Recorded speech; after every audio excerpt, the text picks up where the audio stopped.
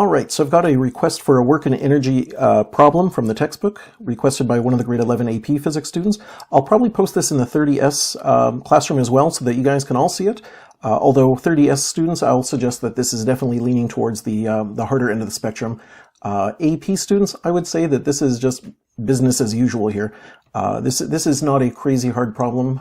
Even though it has a 2-star ranking from the textbook, I've already kind of read it through and basically come to the conclusion that I think it's more like a 1-star problem. So that's my own recommendation. But I'll be perfectly honest with you. Probably the reason that I would give it a 1-star rating is because of the approach that I've shown you guys. It's a very versatile approach. So if you're using more conventional approaches the way the textbook shows, this probably would be a bit more tricky to do. But here you'll see the real versatility of the methods that I've been showing you, hopefully convincing you that maybe, just maybe, I do know what I'm talking about. That would be awesome if you'd believe me on that. Okay, so here we go. I'm going to get to work on this. The start of this kind of just gives a little bit background here, referring to some previous example. I'm going to skip through it and focus on the problem as it begins, basically right over here. So we have an extreme skier starting from rest. That's important. Coast down a mountain slope. So I'm thinking inclined plane that makes an angle of 25 degrees with a horizontal. Okay, let me sketch this out. We have what is effectively an inclined plane, inclined at an angle that I'm going to denote alpha. And of course, we know that alpha itself is 25 degrees. Okay. She started at the very highest point here, so I'm just going to consider that to be my skier, just a very little small object here. She started from rest. Okay, so her starting speed was 0. The coefficient of kinetic friction is given. Let's see here. The coefficient of friction is mu equal to 0.2. They do identify that as the kinetic friction, but there's only sliding happening in here, so I don't think I'm going to even bother to distinguish between kinetic and static. This really is the one and only one friction that is relevant in this question. Okay, she coasts down a distance of 10.4 meters. Okay, so let's get that in the diagram. Here is a distance of 10.4 meters down the slope is basically the way that that reads. 10.4 meters before coming to the edge of a cliff. So there we go. This is the end here. It just drops down. I don't think my diagram is going to be to scale, and that's totally okay. Let's see here. It goes down 10.4 meters. Okay, so there's a 10.4 meter drop before she basically hits what I'm going to think of as the ground down below. Okay, so just to kind of visualize this, she's, in fact, let's get the ground in view. She'd be going down faster, faster, faster, faster, faster, faster. She goes over the edge of the cliff. She effectively becomes a projectile and launches down towards the ground. Our question is, just before impact, how fast is she then going? I'll call that V prime equal to question mark. How fast is she then going? Okay, so we're in the work and energy chapter. And as I think you'll see very soon, that's going to be an awesome, awesome approach to this problem. But just to acknowledge the fact that you really were equipped to do this kind of a problem before this unit. If you really wanted to, you could have taken everything you know about inclined planes and kind of just looked at this as maybe a part 1 of the motion. You then could have reset here and basically continued into effectively a part 2, projectile motion. And really that would do everything that we needed to do. But I will point out that that would be a very, very, I don't know, very, but that'd be a rather cumbersome approach. The reason is there's a lot going on here. Like, for example, when you're on the inclined plane, we typically would use an X and a Y coordinate system that matches the incline. So you'd have an X down the ramp and a Y perpendicular to the ramp. You'd have to effectively reset that though, because projectile motion typically uses a regular horizontal vertical coordinate system, and to make it work the way we learned it, you'd have to switch. So you'd have to be really on your toes with the vectors and resolving to components and kinematics and Newton's laws and the inclined planes, and there'd really be a lot to it. I think you're going to see the real elegance of a work and energy approach coming up right away. But before I do, I'm going to do a really quick thing here that I know that I'm going to need this right away. If I call her ending height here 0, kind of measuring from that lowest point here, then I can pretty clearly see that her starting height is going to be equal to 10.4 meters plus this extra height. But of course, I see this favorite shape in the whole world here, a right triangle. So let's just quickly calculate her starting height by looking at this right triangle.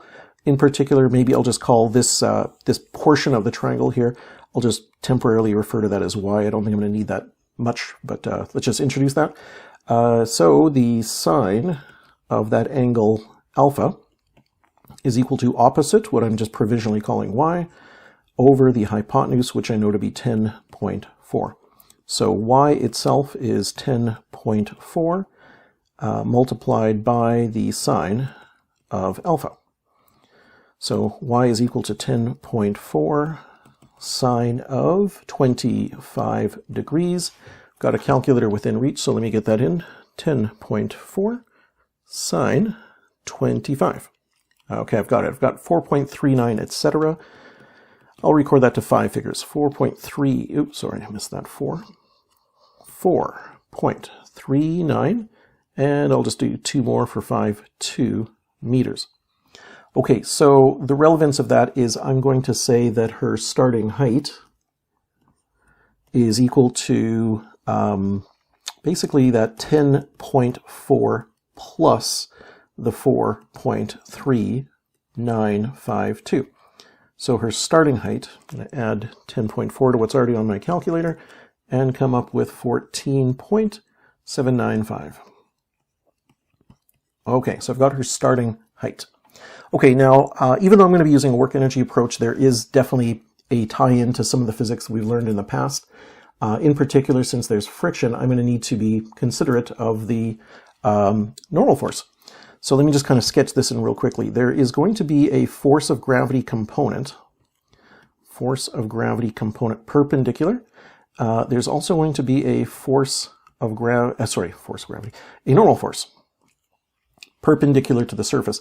And I think we've seen this enough times in the inclined plane unit that those two forces are going to balance. So the normal force in this problem will very much be equal to the force of gravity perpendicular, which we know to be mg cosine of the incline angle, cosine of alpha. Meanwhile, and switch to another color, there is a force, actually here, let me grab yet a different color here. There is going to be there's green. There's going to be a force of friction and a force of gravity parallel component. Okay, so with all of that said, and before you think, hey, I thought we're trying to avoid all of that, no, I think you're going to see it coming up right now. Let's consider that she started here. She has notably potential energy because she's quite high up on this mountain or hill or whatever it is, but she has no kinetic energy. By the time all is said and done, she's here just before impact. She has a lot of kinetic energy, but no potential energy. Meanwhile, along the way, there was an external force acting from friction. 30S students who might be watching this, this is something that we don't really talk about a lot in 30S, but AP students, I'll just spend a moment clarifying this, that really to do this properly, especially like the College Board way, I'm specifically thinking of a system that is made up of the skier and Earth itself. So the planet Earth is in my system, the person is in my system, but for example, the ground, like the actual surface on which she's skiing, is not part of my system. That enables me to treat the force of friction as an external force. And so it very much is capable of doing work to my system. In fact, it's going to be doing negative work, removing mechanical energy from it as she skis down this incline. Okay, so here we go. The real elegance starts, I hope, right now. The mechanical energy she ends with at the bottom is equal to the mechanical energy she started with, way up there, plus any net work done by non-conservative forces from external to the system along the way. All right, so K prime plus U gravity prime equal to K plus U gravity plus the work done by friction, the one and only one external force that did work on the skier. Even the normal force, which is external, the normal force is external but did not do work because it was perpendicular to the motion while it lasted. Of course, when she goes over the edge, there would be no longer a normal force at all. no longer a friction force at all either. Okay, so kinetic energy. Let's simplify this where we can. We know that the ending gravitational potential energy is 0 because she's down at the bottom. She started from rest, so there's no initial kinetic energy, and I think that's about as simple as I can make that. So that means that 1/2 mv prime squared, and that's the thing I'm looking for, her ending speed, is equal to her starting potential energy, mgh, plus the work done by friction, which of course would be the force of friction times the distance over which friction exerted a force on her, multiplied by the cosine of the beta angle as it pertains to the force of friction. All right, let's work with that force of friction because that's the only kind of thing that's kind of in my way right now. So 0.5 mv prime squared equal to mgh plus. Okay, so that force of friction, I hinted at this earlier, but we're now going to pull it out here. The force of friction is mu times the normal force, and that normal force is equal to the force of gravity perpendicular. So I'm just going to get this in here, that force of friction, which is equal to mu times the normal force, and that normal force we've established to be mg cos of alpha. Meanwhile, I have to continue this equation with the distance over which friction acted times the cosine of the beta angle for the force of friction. By the way, the textbook uses theta for pretty much all angles, and you can see how that would be extra confusing right now if we didn't have these kind of special letters for these special angles. That's very much like you're seeing it right here. This is the reason why I've been advocating for those special letters for special angles here. This question really shows that nicely. Okay, so have a look at the equation that I've written. We're doing all right because m appears in every term, so I can drop the mass right out of it. Mass, mass, mass. Okay, and how am I doing here? V prime is what I'm looking for. G and H are now known. Mu is given, G is known, alpha is given. The distance that friction exerted, that was given. Beta for friction wasn't given, but it's 180 degrees since it was opposite of the motion. So we're basically done. We just have to solve this, but let's continue to do the math here. To solve for v prime, I'm going to do two things at the same time. I'm going to multiply both sides by 2, and I am going to take the square root of both sides. So I'll just kind of set that up. So here is what I still have on the right side. I have GH plus mu G cos alpha distance for friction, cos of beta for friction, all of that inside of the square root. So that is right there what we're looking for, v prime. V prime, let's put the numbers in. The square root of, oh, and I should close a bracket up here too before I forget. Square root of the following, 2 times g, 9.8. Height that I calculated a little while ago, that was, right here, 14.795.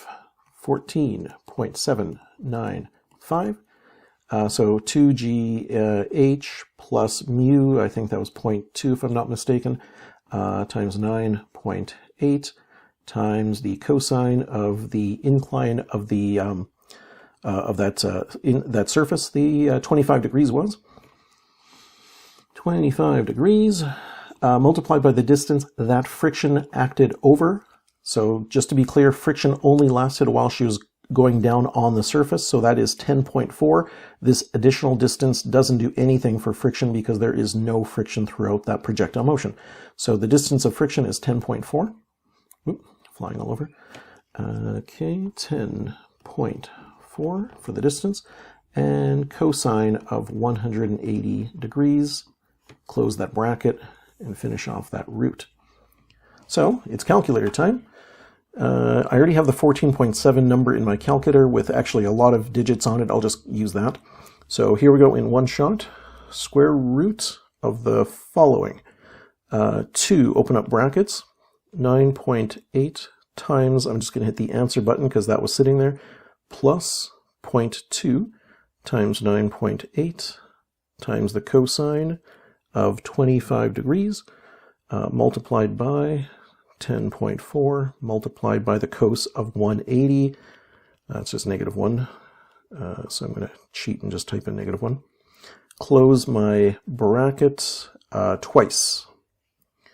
Oh, hang on, I do have a typo on my calculator. Clear that out, clear. Okay, yeah, 10.4 times, there it is, -1, close two brackets. Okay, if I didn't screw that up, that should do it. V prime I'm getting, I really hope this is right, I'm not aware of any mistakes, but things did get a bit messy on me. 15.9 meters per second. Okay, so that should do it. Feel free to email me any other requests, AP students. If there's a problem that you would like me to go over in the same kind of video way, I'd be happy to do so. Okay, so after finishing off that problem, I caught a just really careless mistake that I made. So let's take advantage of this as a learning opportunity, although it was just my goof up really. But here's an argument to be had for showing your work nice and clearly, because if you do make a mistake, like I just did, and you show your work nice and clearly the way I think I did, it should be pretty easy to fix. So let's just do a quick correction here. Okay, so the mistake that I made, and I was just kind of looking it over after I stopped recording here, was, and you guys probably caught it before I did, the vertical distance is given as 3.5 meters, and because I'm scrolling back and forth, I assume, at least that's what I'm going to blame it on, I just mistranscribed that. I took that 10.4 second time, and focusing on recording, etc. I just never caught that. Okay, so let's update this. Okay, so that 10.4 really was supposed to be 3.5. Okay, so 3.5. That's actually a thick pen, so go back there, grab that one. Okay, 3.5 meters. Okay, now where did I use that? I used it right over here in determining the height that she started with. So this 10.4 right here really should be updated. Okay, so let's get that in here. Okay, this should be updated. That will affect this. So how about if I just kind of record this in here? No, the height really should be the 3.5 plus the 4.3952. Good thing I kept those 5 figures because I don't have it on my calculator anymore. So 3.5 and 4.3952. Okay, so I'm now getting a height of 7.8952 meters. Okay, where else did I use that height? Well, really not until the end. So that value of 14 and almost 8 has to get updated. So where is that? There's the H, there it is right here. So 14 point almost 8 is mistaken. That needs to get updated to the new value that I have of 7 points right here, 7.8952. Okay, so let's just kind of slip that in. I'm choosing not to erase it, even though that'd be really easy, because I want you to see what I'm changing really nicely. So that number needs to be 7.8952. Okay, let's try that on the calculator one more time here, see if I can get a an actually correct answer, I hope. So this definitely is wrong. Okay, so here we go. Square root of the following. 2. Oh, and I also see kind of another mistake that I made here. I think I did it correctly on my calculator, but there really should be a second bracket right here, which ultimately is what is being closed right here. That's not another bracket. I'm just color coding it so you can see how that really plays out. Okay, so square root of the following, 2, open up bracket. I'm now just multiplying this out inside this bracket. 9.8 times our updated value of 7.8952 plus 0.2 times 9.8 cos 25 times 10.4 times -1. That's that shortcut. Close the bracket for that calculation, the red one if you will, and I have to close a second bracket for my square root. So I'm now getting an answer of 10.85, etc. I'll record that to 3 figures.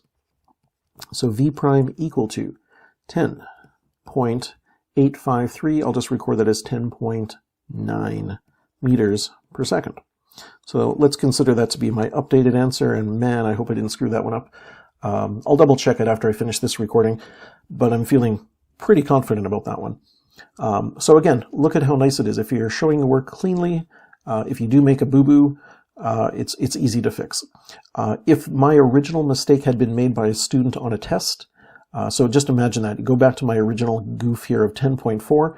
Because I showed all my work clearly, and the effects of it were made clear, like that's why I got that mistaken answer here, that really would be like a 1 mark off.